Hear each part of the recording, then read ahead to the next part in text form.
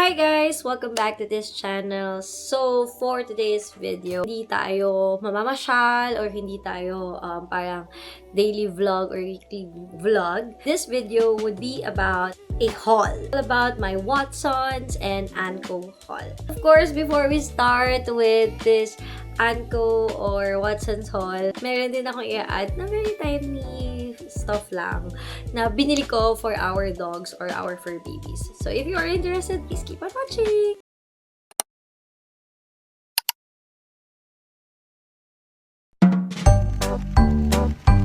So as I've mentioned nga, bago tayo mag-start with the Anko haul or the Watsons haul, na hindi naman ganun kadami guys. Okay, disclaimer lang, hindi ganun kadami ang binili natin. Hindi tayo masyado nagpabudol.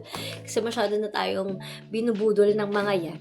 Let's start with the two stuff, dalawa lang to, na binili ko for our fur babies. Kasi nga, hinahanap ko to sa Anko, so hindi ko siya makita. But before, I saw something like this sa Anko, pero today, wala. So, ayun. But, nakita ko siya dito. Actually, nagluto ako nabili ko siya sa Blade Asia, which is tindahan ng mga gamit ng mga sasakyan. Pero marami rin namang ibang kaanik-anik na makikita doon. And ayun nga, nabili ko to. And cutie-cutie talaga siya. Kasi yung isang dog namin, si Tiny, hindi talaga siya mahilig ng mga parang nilalagay-lagay sa ulo. Tapos, kasi nung birthday niya, nilagyan namin siya ng party hat sa ulo. Tinatanggal niya talaga ng tinatanggal. So, parang the struggle is real. Kasi nga, hello. Talagang super, galit siya. Ayaw niya nun. So, ang hirap. So, naisip ko, instead na lagyan pa siya ng hat, lagyan na namin siya ng scarf. Ito na. Dami kong daldal. Dami ko sinasabi. Kung bibili ako sa Shopee or sa TikTok, hindi na siya aabot para sa New Year's Eve. So, ayun. So, wala akong makita na color white or color beige doon. So, in the other stores. Pero I think etong colors na to ay patok na patok at pasok na pasok naman sa ating okasyon.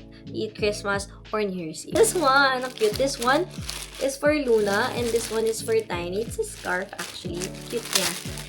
And it's just 139 pesos.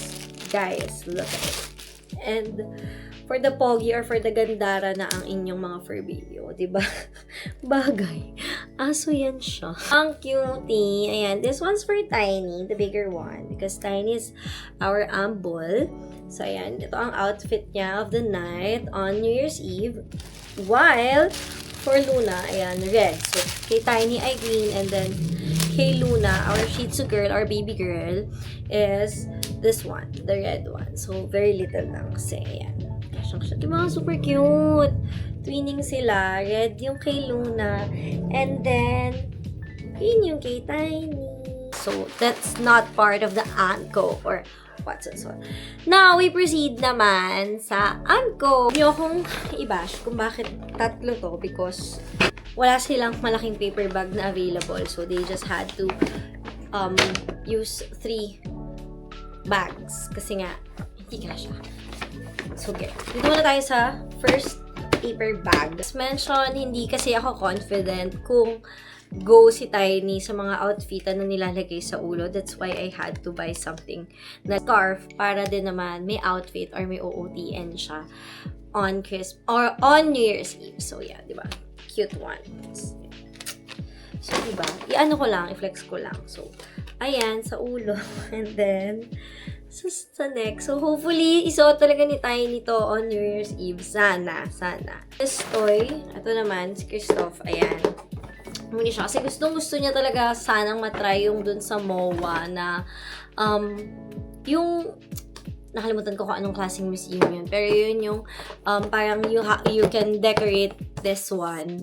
But, yun nga, medyo expensive din kasi yung fee doon. So, nakakita siya nito, kaya kanina, nung binibili niya to, sabi niya, di ba expensive dun sa MOA? So, bili na lang natin to para gagawin na lang niya nga daw sa bahay. So, ayan siya. So, try namin to together.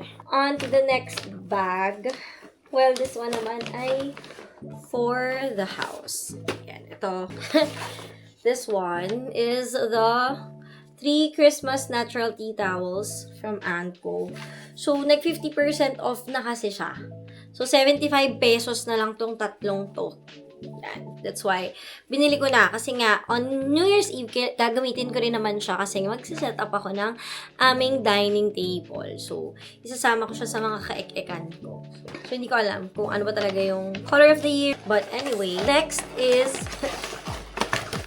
ito talaga yung reason bakit gusto kong mag-Anko nung nag-mall kami. Kasi gusto kong bumili ng platito. Then, gusto ko ng platito na mag-prepare dun sa plato namin or sa plate namin na binili ko rin sa Anko. Yun nga lang, pala yung platito niya, ito na pala yung itsura ng platito niya, na para bang plato na rin. Diba? Kasi laki na nga ng mukha ko to eh.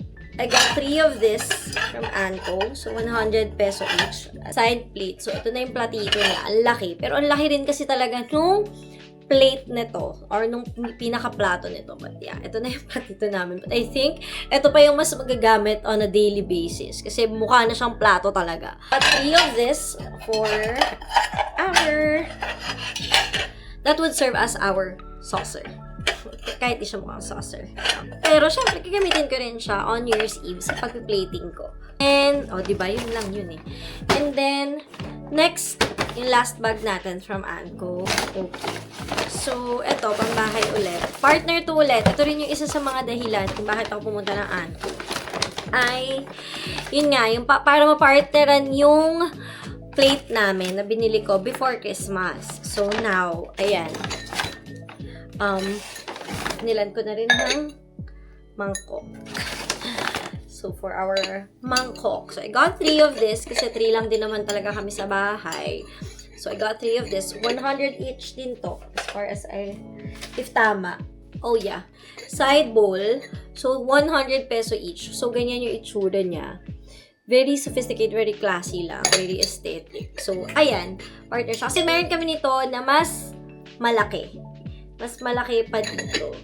So, naginagamit din namin. So, ayun. So, isasama natin siya sa mga girap-girap sa bahay. Though, hindi ko naman to gagamitin on New Year's Eve, pero pumili na rin ako dito.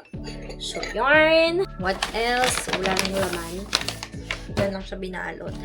And then, last but not the least, supposedly sa Watsons ko to pinlanong bilhin. Pero, nung nasa Watsons ako, nakalimutan ko na.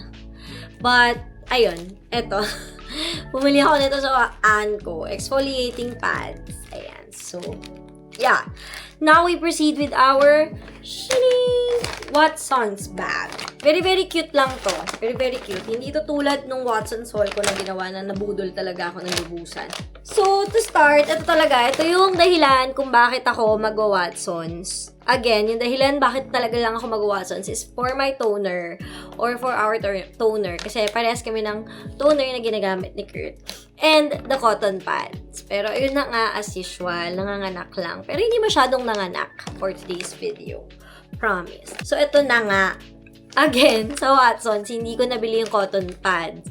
So, good thing may cotton pads sa Anko. Kasi nauna ako dumaan sa Watsons. May iba akong nabili bukod dun sa kailangan ko talaga. Pero, at least nabili ko pa din. Lux Organics Aloe Vera Vitamin C Toner. So, ito talaga, ang ganda niya talaga. Even si Kurt, nagamay niya yung toner na to. Kasi very mild lang siya and at the same time, ang ganda ng effect sa balat mo. It brightens your skin din talaga and it hydrates at saka tones your skin. So, when we say tones, nababalance out niya yung, nababalance niya yung pH level, parang something like that, no? So, eto siya, ayan. So, ito talaga ang dahilan kung bakit kailangan mag-Watsons. And, ubus na kasi talaga. So, kaya kinailangan na talagang dumaan ng Watsons. Because as much as possible, iiwasan natin yung Watsons kasi nga, for the budol talaga. But, now we have it! Okay? Then, next is this one. The Lux Organics na lotion. So, buy one, take one siya. Ayan. Before, yung orange and yung purple, yung na-try ko, yung nabili ko, which I also share, no? Na-share ko rin siya doon sa video ko sa Watsons Haul. So, ang nabili ko naman na buy one, take one nun ay yung Retinol Plus, yung color orange. But now, yung nabili ko namang set na buy one, take one, I would want to try etong niacinamide plus Arbutin, this one. But, it's actually buy one, take one. So, kahit gusto ko sana isa lang yung bibilin, pero sabi nga ni ate sa cashier, ma'am, buy one, take one to. So, okay, get na natin to. Which is itong si Milk plus Gluta, Gentle Bright. So, eto, si Milk plus Gluta Gentle Bright Whitening Serum Lotion. Parehas naman silang ganon. It says, brightening, repairing, and calming. So, ang ano niya is Hyaluron Serum Moisture Boost Skin Relief Essence. 3 times rich milk protein plus 3 times hyaluronic bread plus 3 times panthenol moisture. So, here you go. Lux Organics. Well, magaganda kasi talaga. Maganda rin talaga yung lotion na ni Lux Organics. Yung una kong na-try sa kanila. That's why. Nung nakita ko siya pagpasok ko ng Watsons, boom, bugs. Okay, pili tayo. Then, the other one is the Niacinamide plus Arbutin. Ito ay, again, same, whitening serum lotion, pero it says naman na lightening, brightening, and soothing. So, this one is more on the flawless glow, it says. Siyempre, hindi na tayo na pabata, nagkakaedad na tayo. Gusto natin ng mga ganong-ganong boost ba, diba? So, Hyaluron Serum Moisture Boost na Skin Vitamin Essence naman siya. So, it's 3 times glowing vitamin C plus 3 times hyaluronic bright plus 3 times vitamin E restore. So, yeah. And next is this Lux Organic Shine Free Ultra Mist. So, this is an ultra fine mist, shine free 3 times matte.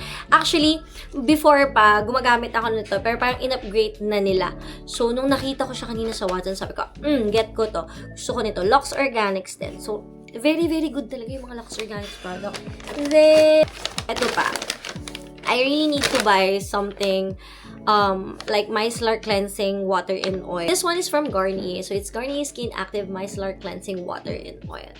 So, it's very, very effective. Ito talaga yung micellar water na gamay ko. So, actually, it's with oil. Hindi ko alam kung paano siya explain, pero lalo na kapag naka-heavy makeup ka, syempre recommended na with oil yung gamitin mo. So, yan. Use this before you wash your face with your facial cleanser. Then, last but not the least, from our Watson's haul or for today's haul, is this Maybelline Firework Mascara. This is a new one. It's a new variant.